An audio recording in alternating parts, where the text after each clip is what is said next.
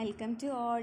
ഇന്ന് നമ്മൾ നോക്കാൻ പോകുന്നത് ഇന്ത്യ ഫാക്റ്റ് ആണ് കേട്ടോ. നമ്മുടെ സിലബസിൽ പറയുന്നുണ്ടല്ലോ ഇന്ത്യയുടെ അടിസ്ഥാന വിവരങ്ങൾ എന്ന് പറയുന്ന ഒരു ടോപ്പിക്കുണ്ട്.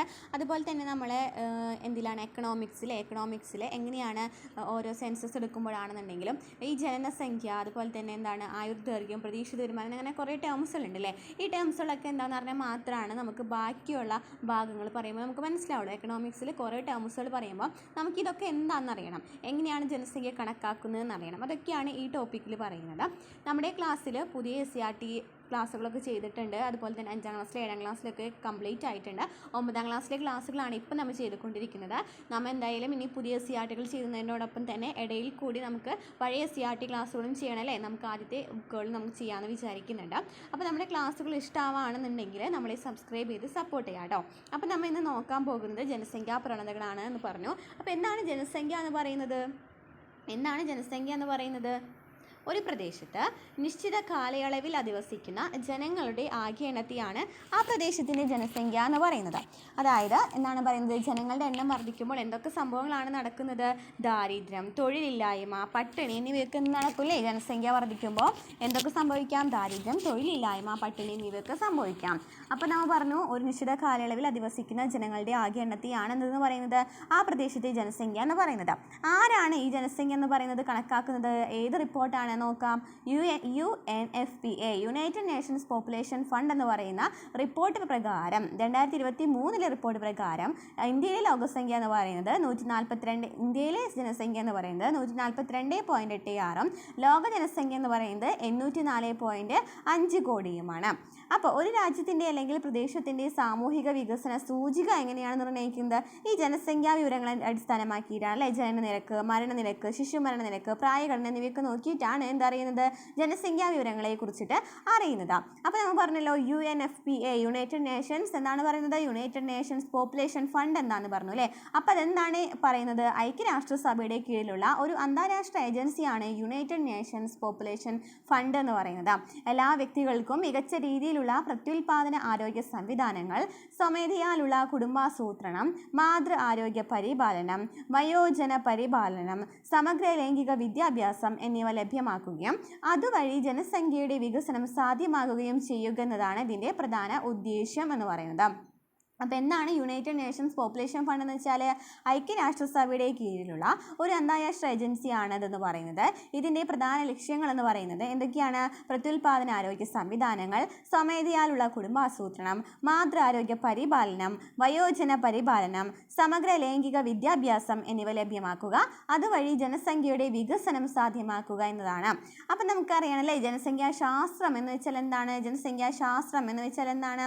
ഒരു പ്രദേശത്തിൻ്റെ വൈവിധ്യമാർന്ന പ്രകൃതി വിഭവങ്ങളും മാനുഷിക വിഭവങ്ങളെയും അതിൻ്റെ ഘടനാപരമായ മാറ്റങ്ങളെയും ജനസംഖ്യാശാസ്ത്രം വിശകലനം ചെയ്യുന്നുണ്ട്. ഇങ്ങനെ ഈ മാനുഷിക വിഭവങ്ങൾ ഒരു സമൂഹത്തിൻ്റെ വികസനത്തിനായിട്ട് പ്രയോജനപ്പെടുത്താമെന്നുള്ള വിശദമായ പഠനരീതിയാണ് എന്ന് പറയുന്നത് ജനസംഖ്യാശാസ്ത്രം എന്ന് പറയുന്നത് അല്ലേ. ഈ മാനുഷിക വിഭവങ്ങളൊക്കെ ഒരു സമൂഹത്തിൻ്റെ വികസനത്തിനായിട്ട് പ്രയോജനപ്പെടുത്താമെന്നുള്ള വിശദമായ പഠനരീതിയാണ് ജനസംഖ്യാശാസ്ത്രം എന്നതുകൊണ്ട് അർത്ഥമാക്കുന്നത്. ഇനി ചിട്ടയായ ജനസംഖ്യാ പഠനത്തെയാണ് എന്തെന്ന് പറയുന്നത് ജനസംഖ്യാശാസ്ത്രം അല്ലെങ്കിൽ ഡെമോഗ്രഫി എന്ന് പറയുന്നത്. ചിട്ടയായ ജനസംഖ്യാ പഠനത്തെയാണ് ജനസംഖ്യാശാസ്ത്രം അല്ലെങ്കിൽ ഡെമോഗ്രഫി എന്ന് പറയുന്നത്. അപ്പോൾ ഡെമോസ് അതുപോലെ തന്നെ ഗ്രാഫീൻ എന്ന് പറയുന്ന 2 ടേംസുകൾ കൂടിയിട്ടാണ് എന്തുണ്ടായത്? ഡെമോഗ്രഫി എന്ന് പറയുന്ന പദം ഉണ്ടായത്. ഏതിൽ നിന്നാണ് എടുത്തത്? ഗ്രീക്ക് പദമാണ് അല്ലേ. അപ്പോൾ ഡെമോസ് എന്ന് വെച്ചാൽ എന്താണ് അർത്ഥം? ജനങ്ങളെന്നും. ഗ്രാഫീൻ എന്ന് വെച്ചാൽ എന്താണ്? വിശദീകരിക്കുക എന്നാണ് അർത്ഥം. അപ്പോൾ ജനങ്ങളെ കുറിച്ച് വിശദീകരിക്കുക അല്ലേ ജനസംഖ്യാശാസ്ത്രം എന്നതുകൊണ്ട് അർത്ഥമാക്കുന്നത്.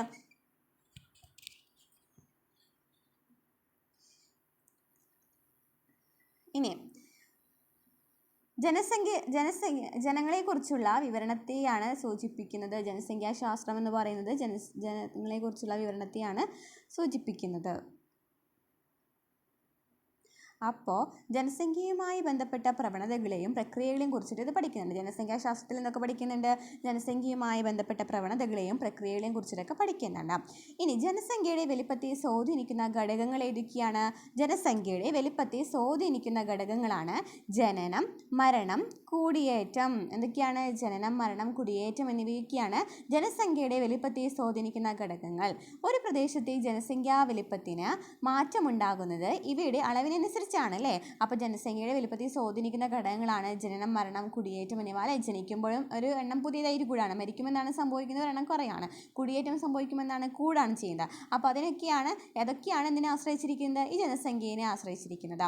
ഒരു പ്രദേശത്തെ ജനസംഖ്യയുടെ ഘടനയെയും ക്രമീകരണത്തെയും മനസ്സിലാക്കുന്നത് അവിടെയുള്ളവരുടെ പ്രായഘടന, സ്ത്രീ പുരുഷാനുപാതം, ആശ്രിതാനുപാതം തുടങ്ങിയവ കണക്കിലെടുത്തിട്ടാണ്. പ്രായഘടന, സ്ത്രീ പുരുഷാനുപാതം, ആശ്രിതാനുപാതം തുടങ്ങിയവ കണക്കിലെടുത്തിട്ടാണ്.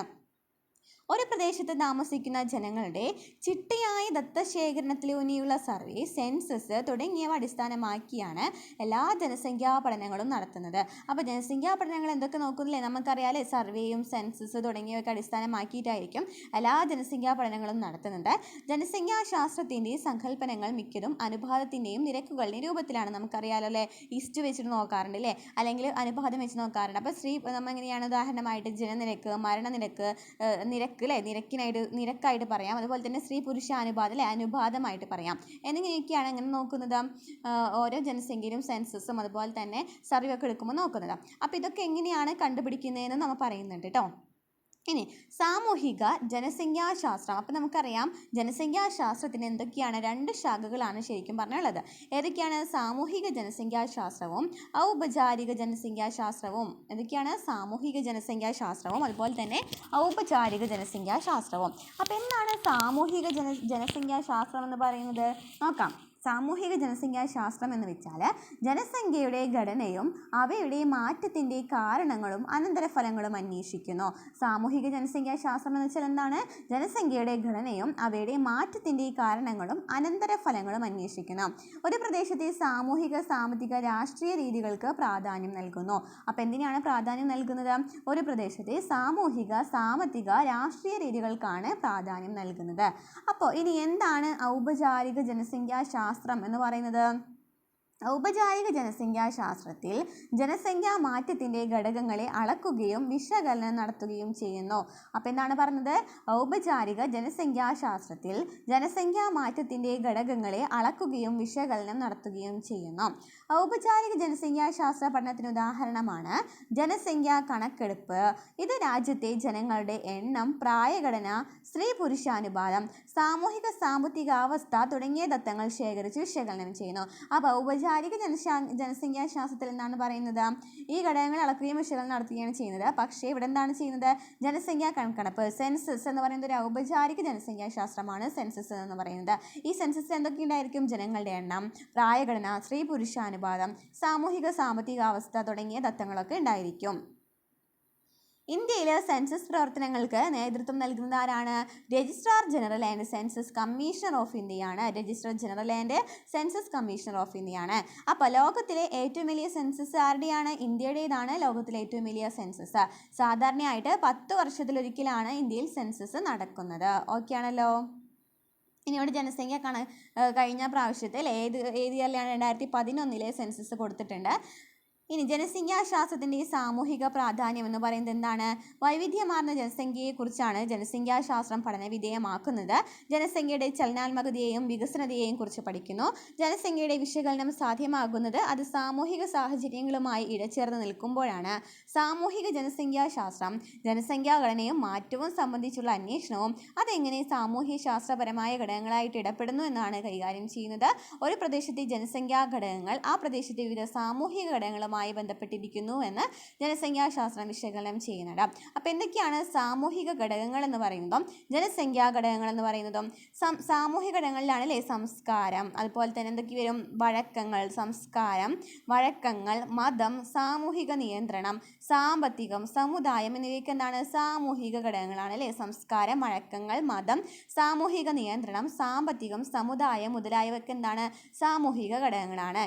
എന്നാൽ ജനസംഖ്യാ ഘടകങ്ങൾ ഏതൊക്കെയാണ്? ജനസംഖ്യാ വലിപ്പം, പ്രായവും ലിംഗപദവിയും, ജനസംഖ്യാ മാറ്റം, ആഭ്യന്തര കുടിയേറ്റം, രാജ്യാന്തര കുടിയേറ്റം, രോഗാതുരത മുതലായവ എന്തൊക്കെയാണ്? ജനസംഖ്യാ ഘടകങ്ങളാണ് അല്ലേ. അപ്പോൾ എന്തൊക്കെയാണ് പറഞ്ഞത്? ജനസംഖ്യാ വലിപ്പം, പ്രായം, ലിംഗപദവി, ജനസംഖ്യാ മാറ്റം, ആഭ്യന്തര കുടിയേറ്റം, രാജ്യാന്തര കുടിയേറ്റം, രോഗാതുരത എന്നിവയൊക്കെ എന്താണ്? ജനസംഖ്യാ ഘടകങ്ങളാണ് അല്ലേ.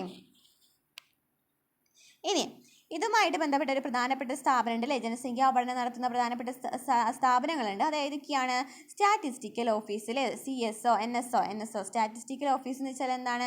National statistical office. നീതി ആയോഗിൻ്റെ ഫുൾ ഫോം എന്താണ്? National institution for transforming India. നീതി ആയോഗിൻ്റെ ഫുൾ ഫോം എന്താണ്? National institution for transforming India. അതുപോലെ തന്നെ national institute four population science, national family health survey തുടങ്ങിയവയൊക്കെ എന്താണ്? ജനസംഖ്യാ പഠനം നടത്തുന്ന സ്ഥാപനങ്ങളാണ്. ഇനി എന്തൊക്കെയാണ് ജനസംഖ്യാശാസ്ത്രത്തിൻ്റെ ഈ സൂചകങ്ങൾ എന്ന് പറയുന്നത്? നമ്മൾ പറഞ്ഞു അല്ലേ, കുടിയേറ്റം, ജനനനിരക്കും മരണനിരക്കും, ജനസാന്ദ്രത, സ്ത്രീ പുരുഷാനുപാതം, ആയുർദൈർഘ്യം, പ്രായഘടന, ആശ്രിതാനുപാതം തുടങ്ങിയവയൊക്കെ എന്താണ്? ജനസംഖ്യാശാസ്ത്രത്തിൻ്റെ സൂചകങ്ങളാണ്. കുടിയേറ്റം, ജനനിരക്ക് മരണനിരക്ക്, ജനസാന്ദ്രത, സ്ത്രീ പുരുഷാനുപാതം, ആയുർദൈർഘ്യം, പ്രായഘടന, ആശ്രിതാനുപാതം. ഇനി നമുക്ക് ഓരോ ടേംസും എന്തൊക്കെയാണെന്ന് നമുക്ക് നോക്കാം. എന്താണ് കുടിയേറ്റം? ഇതൊക്കെ നമുക്കറിയാവുന്ന കാര്യങ്ങളാണ് അല്ലേ. കുടിയേറ്റം എന്ന് വെച്ചാൽ എന്താണ്? വൈലോപ്പിള്ളി ശ്രീധരൻ മേനോൻ ആസാം പണിക്കാർ എന്ന് പറയുന്നതിൽ എഴുതിയിട്ടുള്ള ഒരു കവിതയാണ്.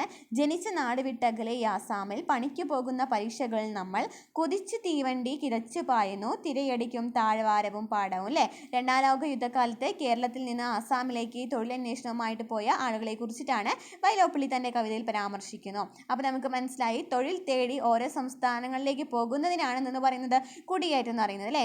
ഇപ്പോൾ നമ്മൾ ഇന്ത്യയിലേക്ക് ആസാമിൽ നിന്ന് തിരിച്ച് ഇങ്ങോട്ടാണല്ലേ കേരളത്തിലേക്ക് ആൾക്കാർ വരുന്നത്. അവരെയാണെന്ന് പറയുന്നത് അതിഥി തൊഴിലാളികൾ എന്ന് പറയുന്നത്. അപ്പോൾ എന്തൊക്കെയാണ് നമുക്ക് മറ്റൊരു ദേശത്തേക്ക് തൊഴിൽ തേടി പോകുന്നതിനുള്ള കാരണങ്ങൾ എന്ന് പറയുന്നത്? മെച്ചപ്പെട്ട വരുമാനം ലഭിക്കും, അതുപോലെ തന്നെ ഉയർന്ന സാമൂഹിക പദവി ലഭിക്കും എന്നിവയെ കൊണ്ടാണ് നമ്മൾ എന്ത് ചെയ്യുന്നത്? തൊഴിൽ തേടിയിട്ട് പുറത്തേക്ക് പോകുന്നത് അല്ലേ. ഇനി കേരളത്തിലെ കുടിയേറ്റ ചരിത്രം പറയുന്നുണ്ട്, അത് ജസ്റ്റ് വായിച്ചു നോക്കാം. മലയാളം സംസാരിക്കുന്ന ജനത കൂട്ടായ ഒരു ദേശീയ ബോധം, ഭാഷ, ഭൂമിശാസ്ത്രം എന്നിവയുടെ അടിസ്ഥാനത്തിൽ കേരളീയർ എന്ന ഒറ്റ സ്വത്തമാകുന്നതിന് മുമ്പ് തന്നെ ഇവിടെ നിന്ന് കുടിയേറ്റങ്ങളും പ്രവാസങ്ങളും ലക്ഷ്യമാക്കിയുള്ള പല രീതിയിലുള്ള യാത്രകളും സംഭവിച്ചിരുന്നു. കേരളത്തിൽ നിന്ന് ബ്രിട്ടീഷ് കോളനിയിലേക്ക് കേരളീയരെ നിർബന്ധപൂർവ്വം അടിമത്തൊഴിലാളികളായി ഉപയോഗിച്ചിരുന്നു. മധ്യ കേരളത്തിൽ നിന്നും തെക്കൻ കേരളത്തിൽ നിന്നും 20-ാം നൂറ്റാണ്ടിൻ്റെ ആദ്യ പകുതിയിൽ മലബാർ പ്രദേശങ്ങളിലേക്ക് ഒറ്റപ്പെട്ടതും സംഘടിതവുമായ കുടിയേറ്റങ്ങൾ നടന്നിരുന്നു. ഇക്കാലയളവിൽ തന്നെ മലയാളികൾ ഇന്ത്യയിലെ വൻ നഗരങ്ങളായ മുംബൈ, ചെന്നൈ, കൊൽക്കത്ത, ഡൽഹി തുടങ്ങിയിടങ്ങളിലേക്ക് ജോലി അന്വേഷിച്ച് വ്യാപകമായി പോയതും ജനസംഖ്യ അടിസ്ഥാനമാക്കിയ ചലനാത്മകതയ്ക്ക് ഉദാഹരണമാണ്. ഇതിനുശേഷമാണ് ഗൾഫ് പ്രദേശങ്ങളിലേക്കുള്ള വ്യാപക കുടിയേറ്റം കേരളത്തിൽ നിന്നുണ്ടാകുന്നത്. ലോകത്തിലെ വികസന കാര്യങ്ങളിൽ മുന്നാക്കം നിൽക്കുന്ന വിദേശ രാജ്യങ്ങളിലേക്കും മലയാളികൾ ജോലിക്ക് സ്ഥിരതാമസത്തിനുമായി എത്തിയിട്ടുണ്ട്. വിദ്യാഭ്യാസവും അനുബന്ധ തൊഴിലും തേടിയുള്ള കുടിയേറ്റങ്ങളാണ് കേരളത്തിൽ നിന്ന് കൂടുതലും ഉണ്ടാകുന്നത്. കാനഡ, UK, USA, ന്യൂസിലാൻഡ് തുടങ്ങിയ രാജ്യങ്ങളിലേക്ക് നിലവിൽ ധാരാളം പേർ കുടിയേറുന്നുണ്ട്. അപ്പോൾ നമ്മൾ പറയുന്നുണ്ട് അല്ലേ, ഇപ്പം മാത്രമല്ല കുടിയേറ്റം നടന്നിട്ടുള്ളത്, പണ്ട് മുതലേ കുടിയേറ്റം നടന്നിട്ടുണ്ടായിരുന്നു. ആദ്യം തന്നെ ബ്രിട്ടീഷ് മേഖലയിൽ അടിമകളായിട്ടായിരുന്നു പോയിട്ടുണ്ടായിരുന്നത്.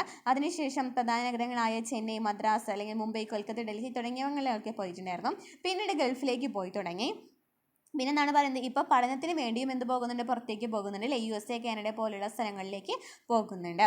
അപ്പോൾ നമുക്ക് കുടിയേറ്റം എന്തായെന്ന് മനസ്സിലായല്ലോ. അപ്പോൾ എന്താണ് കുടിയേറ്റം എന്ന് പറയുന്നത്? ഒരു പ്രദേശത്ത് നിന്ന് മറ്റൊരു പ്രദേശത്തേക്ക് സ്ഥിരമായോ താൽക്കാലികമായോ ജനങ്ങൾ മാറി താമസിക്കുന്നതിനെയാണ് എന്ന് പറയുന്നത് കുടിയേറ്റം എന്ന് പറയുന്നത്. അപ്പോൾ എന്തൊക്കെ കുടിയേറ്റമുണ്ട്? ആഭ്യന്തര കുടിയേറ്റം, രാജ്യാന്തര കുടിയേറ്റം എന്നീ രണ്ട് കുടിയേറ്റങ്ങളാണുള്ളത്. ആഭ്യന്തര കുടിയേറ്റം എന്ന് വെച്ചാൽ എന്താണ്? രാജ്യാതിർത്തിക്കുള്ളിലുള്ള കുടിയേറ്റങ്ങളെയാണ് ആഭ്യന്തര കുടിയേറ്റങ്ങൾ എന്ന് പറയുന്നത്.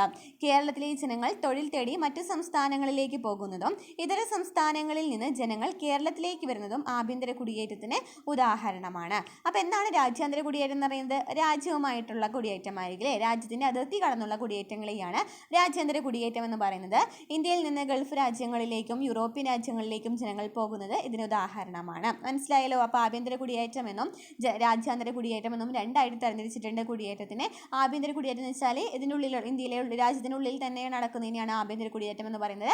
രാജ്യത്തിന് പുറത്തേക്ക് പോകുന്നതിനെയാണ് രാജ്യാന്തര കുടിയേറ്റം എന്ന് പറയുന്നത്. ഇനി നമുക്ക് പറയാവുന്ന അടുത്ത ടേമാണ് ജനനനിരക്കും മരണനിരക്കും അല്ലേ. ഒരു പ്രദേശത്തെ ജനസംഖ്യാ വളർച്ച കണക്കാക്കുന്നതിന് പ്രധാനപ്പെട്ട ഘടകമാണ് ജനനനിരക്കും മരണനിരക്കും. അപ്പോൾ എന്താണ് ജനനനിരക്ക് എന്ന് പറയുന്നത്? നോക്കിയേ, ജനസംഖ്യയിലെ ഓരോ 1000-നും ജീവനോട് ജനിക്കുന്നവരുടെ എണ്ണമാണ് ജനനനിരക്ക്. ജീവനോട് ജനിക്കുന്നവരുടെ എണ്ണമാണ് ജനനനിരക്ക് എന്ന് പറയുന്നത്. ഒരു പ്രത്യേക പ്രദേശത്ത് നിശ്ചിത സമയത്തിൽ ജനസംഖ്യയിലെ ഓരോ 1000-ലും മരിക്കുന്നവരുടെ എണ്ണമാണ് മരണനിരക്ക് എന്ന് പറയുന്നത്. അപ്പോൾ എന്താണ് ശിശു മരണനിരക്ക്? മരണനിരക്ക് രണ്ടായിട്ട് തരംതിരിച്ചിട്ടുണ്ട്. ശിശു മരണനിരക്കും മാതൃ മരണനിരക്കും അല്ലേ? പ്രസവിച്ച ടൈമിൽ നടക്കുന്നതിനാണ് അല്ലേ പറയുന്നത്. ഒരു വർഷത്തിൽ 1000 ജീവനോടെയുള്ള ജനനങ്ങളിൽ ആയിരത്തിലാണ് കണക്കാക്കുന്നത്. ജനനങ്ങൾ ഒരു വയസ്സിനുള്ളിൽ മരണപ്പെടുന്ന ശിശുക്കളുടെ എണ്ണത്തെയാണ് ശിശു മരണനിരക്ക് എന്ന് പറയുന്നത്. അപ്പോൾ എന്താണ് മാതൃമരണനിരക്ക്? ഒരു വർഷം നടക്കുന്ന 1000 പ്രസവങ്ങളിൽ മരിക്കുന്ന സ്ത്രീകളുടെ എണ്ണത്തെയാണ് മാതൃമരണനിരക്ക് എന്ന് പറയുന്നത്. ഒരു രാജ്യത്തെ ഉയർന്ന ശിശു മരണനിരക്കും മാതൃമരണനിരക്കും ആ രാജ്യത്തിൻ്റെ പിന്നോക്കാവസ്ഥയുടെയും ദാരിദ്ര്യത്തിൻ്റെയും സൂചകങ്ങളാണ്. ഇതൊക്കെ എന്താണ്? പിന്നോക്കാവസ്ഥയുടെയും ദാരിദ്ര്യത്തിൻ്റെയും സൂചകങ്ങളാണ് എന്ന് മനസ്സിലായി. ഇനി ജനനനിരക്കും മരണനിരക്കും തമ്മിലുള്ള വ്യത്യാസത്തിലാണ് ജനസംഖ്യാ വളർച്ച കണക്കാക്കുന്നത്. അപ്പോൾ ജനസംഖ്യാ വളർച്ച കണക്കാക്കുന്നത് ഇവ തമ്മിലുള്ള വ്യത്യാസത്തിലാണ് കണക്കാക്കുന്നത്. ജനനനിരക്ക് കുറയുകയും മരണനിരക്ക് ഉയരുകയും ചെയ്യുന്ന അവസ്ഥയിൽ എന്ത് സംഭവിക്കും? ജനസംഖ്യ കുറയും അല്ലേ? ജനനനിരക്ക് കുറയാണ്, മരണസംഖ്യ ഉയരാണെങ്കിൽ എന്ത് സംഭവിക്കും? ജനസംഖ്യ കുറയും. മരണനിരക്കിനേക്കാൾ ജനനനിരക്ക് ഉയരുമ്പോൾ ജനസംഖ്യ വർദ്ധിക്കുന്നു. അപ്പോൾ നമുക്ക് ഇന്ത്യയിലെ ജനന മരണ നിരക്കിൻ്റെ ഗ്രാഫ് 2011 നൽകിയിട്ടുണ്ട്. അപ്പോൾ ജനന മരണ സ്ഥിതിവിവരക്കണക്കിൻ്റെ കൃത്യത ഇവ ബന്ധപ്പെട്ട ഏജൻസികളെ അറിയിക്കുന്നതിനെ ആശ്രയിച്ചിരിക്കുന്നു. ഇന്ത്യ അടക്കമുള്ള ഒട്ടുമിക്ക രാജ്യങ്ങളിലും ജനനമരണങ്ങൾ യഥാസമയം രജിസ്റ്റർ ചെയ്യണമെന്ന് നിയമം പറയുന്നുണ്ട്. മനസ്സിലായല്ലോ. ഇനി അടുത്ത ടേമാണ് ജനസാന്ദ്രത എന്ന് പറയുന്നത്. എന്താണ് ജനസാന്ദ്രത എന്ന് പറയുന്നത്? ഒരു പ്രദേശത്തെ പ്രധാന സാമൂഹിക സാമ്പത്തിക ഘടകങ്ങളെ പ്രതിനിധാനം ചെയ്യുന്ന ഒന്നാണ് അവിടുത്തെ ജനസാന്ദ്രത. ഒരു പ്രദേശത്തെ പ്രധാന സാമൂഹിക സാമ്പത്തിക ഘടകങ്ങളെ പ്രതിനിധാനം ചെയ്യുന്ന ഒന്നാണ് അവിടുത്തെ ജനസാന്ദ്രത എന്ന് പറയുന്നത്. അതായത് ഒരു പ്രദേശത്ത് നിശ്ചിത കാലയളവിൽ അധിവസിക്കുന്ന ജനങ്ങളുടെ ആകെ എണ്ണം, ഒരു പ്രദേശത്ത് നിശ്ചിത കാലയളവിൽ അധിവസിക്കുന്ന ജനങ്ങളുടെ ആകെ എണ്ണത്തെയാണ് ആ പ്രദേശത്തിൻ്റെ ജനസംഖ്യ എന്ന് പറഞ്ഞിരുന്നത്. എന്നാൽ ഒരു ചതുരശ്ര കിലോമീറ്റർ പ്രദേശത്തുള്ള ശരാശരി ജനസംഖ്യയാണ് എന്ന് പറയുന്നത് ജനസാന്ദ്രത എന്ന് പറയുന്നത്. അപ്പോൾ ജനസംഖ്യ എന്ന് വെച്ചാൽ ആകെ എണ്ണമായിരുന്നു. ശരാശരി ജനസംഖ്യയാണെന്നുണ്ടെങ്കിൽ അതെന്താണ്? ജനസാന്ദ്രതയാണ്. അപ്പോൾ ഇന്ത്യയിലെ ജനസാന്ദ്രതയിൽ പ്രകടമായ പ്രാദേശിക വ്യത്യാസങ്ങൾ നിലനിൽക്കുന്നുണ്ട്. 2011 സെൻസസ് പ്രകാരം ജനസാന്ദ്രതയിൽ ഡൽഹിയാണ് ഏറ്റവും മുന്നിൽ. അതുപോലെ തന്നെ അരുണാചൽ പ്രദേശ് ഏറ്റവും പിന്നിലാണ് അല്ലേ? ജനസാന്ദ്രത കുറവ് അരുണാചൽ പ്രദേശിലും കൂടുതൽ ഡൽഹിയിലുമാണ്. അപ്പോൾ ഉയർന്ന ജനസാന്ദ്രതയുള്ള പ്രദേശത്തെ സാമൂഹിക പ്രശ്നങ്ങൾ എന്തൊക്കെയായിരിക്കും എന്നാണ് പറയുന്നത്. അപ്പോൾ ജനസാന്ദ്രത എന്ന് വെച്ചാൽ നമ്മൾ പറഞ്ഞു എല്ലാവരും തിങ്ങിപ്പാർക്കുന്നതിനെയാണ് ജനസാന്ദ്രത എന്ന് പറയുന്നത്. തുറസായ സ്ഥലമില്ലായ്മ, മലിനീകരണം, ജലസംഭരണക്കുറവ്, ആൾക്കൂട്ടം എന്നിവയൊക്കെ എന്താണ്? സാമൂഹിക പ്രശ്നങ്ങളാണ്. ഇനി എന്താണ് സ്ത്രീ പുരുഷാനുപാതവും ശിശുലിംഗാനുപാതവും? സ്ത്രീ പുരുഷാനുപാതം ജനസംഖ്യയുടെ വളർച്ചാ നിരക്കുകളെയും അതിൻ്റെ പരിണാമത്തെയും സ്വാധീനിക്കുന്നുണ്ട്. ജനസംഖ്യയുടെ സ്ത്രീ പുരുഷാനുപാതം ജനനനിരക്ക്, മരണനിരക്ക്, കുടിയേറ്റം എന്നിവയെ ബാധിക്കുന്നുണ്ട്. അപ്പോൾ സ്ത്രീകളുടെയും പുരുഷന്മാരുടെയും എണ്ണെടുക്കുമ്പോൾ ഇതൊക്കെ നോക്കേണ്ടതായിട്ടുണ്ട്. ഇനി ഒരു നിശ്ചിത കാലയളവിൽ ഒരു പ്രത്യേക പ്രദേശത്തെ 1000 പുരുഷന്മാർക്ക് ഒരു ആനുപാതികമായിട്ട് എത്ര സ്ത്രീകളുണ്ടെന്ന് കണക്കാക്കുന്നതിനെയാണ് സ്ത്രീ പുരുഷാനുപാതം എന്ന് പറയുന്നത്. അപ്പോൾ എന്താണ് പറയുന്നത്? 1000 പുരുഷന്മാർക്ക് ആനുപാതികമായിട്ട് എത്ര സ്ത്രീകളുണ്ട് എന്ന് കണക്കാക്കുന്നതിനെയാണ് സ്ത്രീ പുരുഷാനുപാതം എന്ന് പറയുന്നത്. 0-6 വയസ്സിനുള്ളിൽ 1000 ആൺകുട്ടികൾക്ക് അനുപാതികമായി എത്ര പെൺകുട്ടികളുണ്ടെന്ന് കണക്കാക്കുന്നതിനെയാണ് ശിശുലിംഗാനുപാതം എന്ന് പറയുന്നത്. അപ്പോൾ നമ്മൾ എന്താണ് പറഞ്ഞത്? ഒരു നിശ്ചിത കാലയളവിൽ ഒരു പ്രത്യേക പ്രദേശത്തെ 1000 പുരുഷന്മാർക്ക് അനുപാതികമായിട്ട് എത്ര സ്ത്രീകളുണ്ടെന്നതിന് സ്ത്രീ പുരുഷാനുപാതം എന്നും 0-6 വയസ്സിനുള്ളിൽ 1000 ആൺകുട്ടികൾക്ക് അനുപാതികമായിട്ട് എത്ര പെൺകുട്ടികളുണ്ടെന്നതിനെ കണക്കാക്കുന്നതിന് ശിശുലിംഗാനുപാതം എന്നും പറയുന്നു. മനസ്സിലായല്ലോ.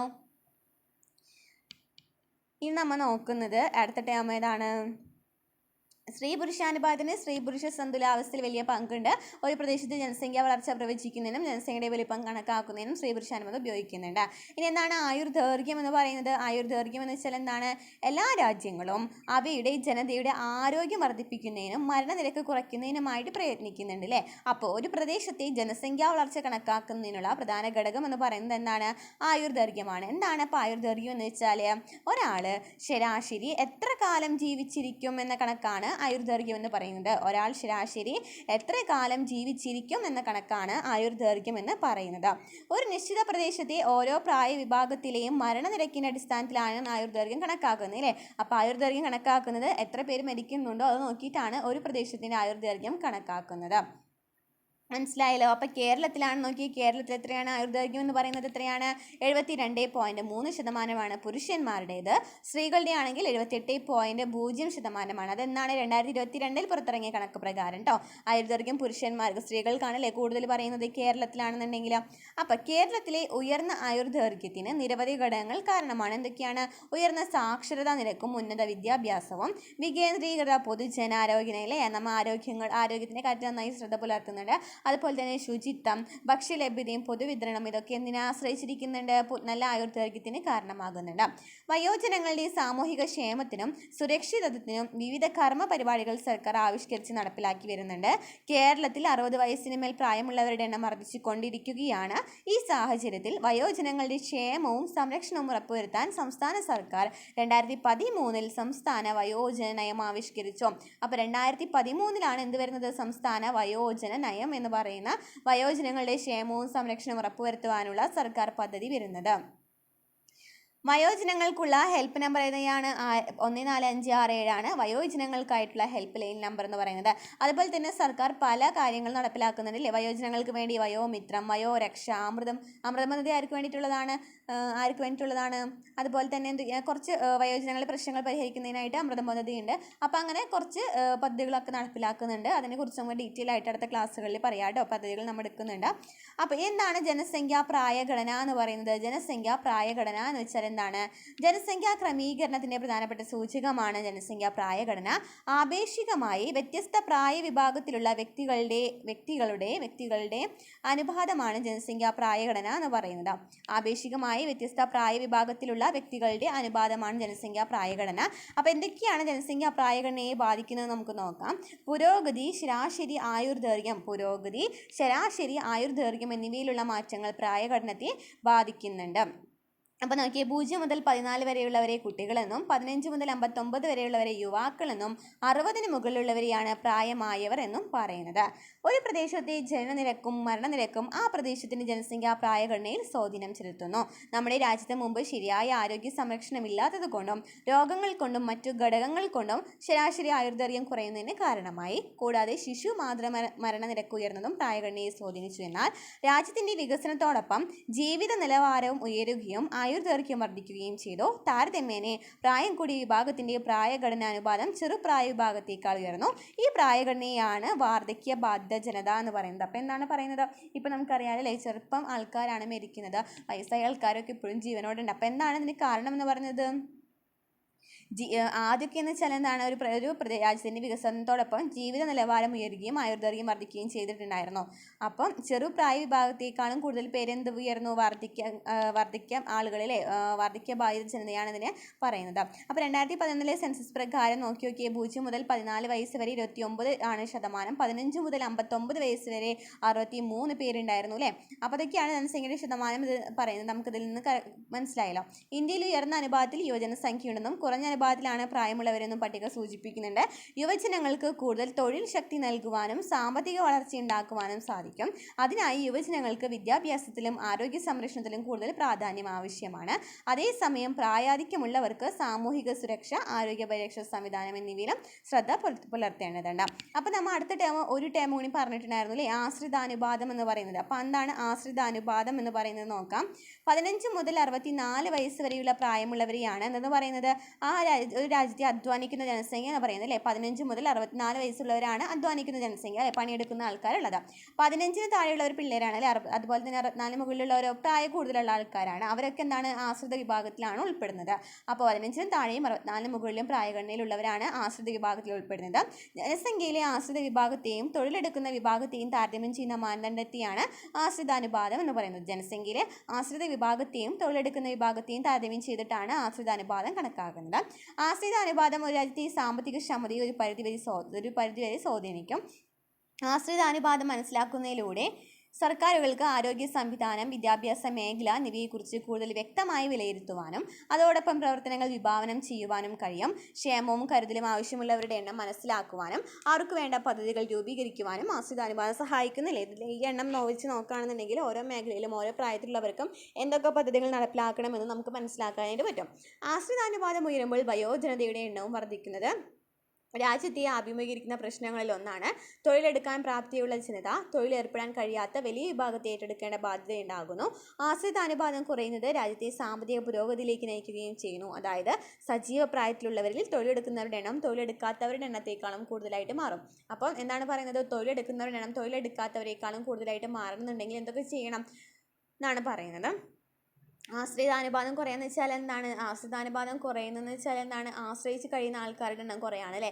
അപ്പോൾ അങ്ങനെ ചെയ്യുകയാണെന്നുണ്ടെങ്കിൽ മാത്രമാണ് ഈ പ്രായം നന്നായിട്ട് തൊഴിലെടുക്കുന്നവരുടെ എണ്ണം കൂടുള്ളൂ. ഇതിനെ ജനസംഖ്യാ ലാഭവിഹിതം അല്ലെങ്കിൽ ജനസംഖ്യാപരമായ നേട്ടം എന്നാണ് പറയുന്നത്. ജനസംഖ്യാ ലാഭവിഹിതം അല്ലെങ്കിൽ ജനസംഖ്യാപരമായ നേട്ടം എന്നാണ് പറയുന്നത്. ജോലി എടുക്കുന്നവർ ക്രമേണ ജോലി എടുക്കാൻ പ്രാപ്തിയില്ലാത്തവരായിട്ട് മാറുന്നതിനാൽ ഇത് സ്ഥായിയായിട്ട് നിലനിൽക്കുന്നില്ല. അപ്പോൾ എന്താണ് ജനസംഖ്യാ വിഹിതത്തിൻ്റെ നേട്ടങ്ങൾ എന്ന് പറയുന്നത്? രാജ്യത്തിൻ്റെ സാമൂഹിക സാമ്പത്തിക പുരോഗതി വർദ്ധിക്കുന്നു, രാജ്യത്തിൻ്റെ ഉൽപ്പാദനക്ഷമത വർദ്ധിക്കുന്നു, രാജ്യത്തിന് ഉയർന്ന മനുഷ്യവിഭവശേഷി ലഭിക്കുന്നു.